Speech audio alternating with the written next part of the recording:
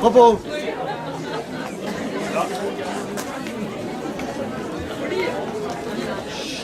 À l'attention du capitaine Charles Lécher, ordre de mission prioritaire.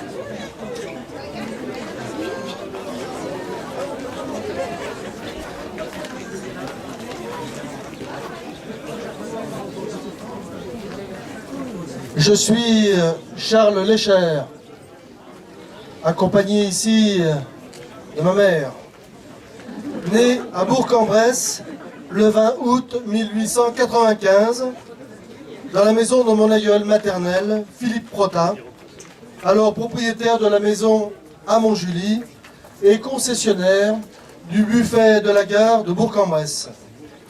Je suis le fils de Antoinette Protat, ma mère que vous avez tous reconnue, et d'Antoine-Henri Lécher, mon père capitaine, excuse-moi, au 30e régiment d'infanterie, basé alors à Rumilly, en Haute-Savoie.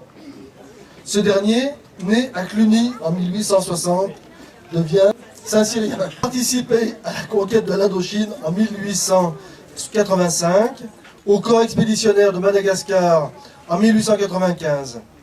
Colonel, il est mort à la tête de son régiment à Douaumont, devant Verdun, en 1916. Il a reçu la Grande Croix de la Légion d'honneur. Mes parents ont eu 2 enfants. Mon frère, Philippe, entré en 1913 à l'école polytechnique, qui fut capitaine au 18e régiment d'artillerie de campagne et sera, en 1951, promu officier de la Légion d'honneur et capitaine honoraire de l'armée de l'air.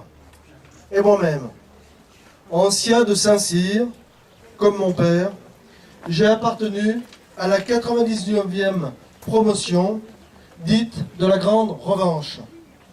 J'ai d'abord servi dans l'infanterie, avant d'être intégré en 1921 dans l'armée de l'air.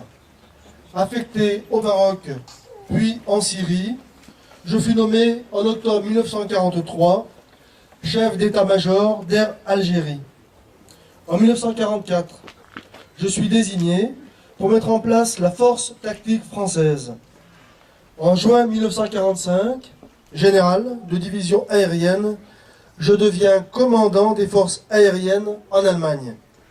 Puis, membre du Conseil supérieur de l'armée de l'air et inspecteur des forces armées d'outre-mer.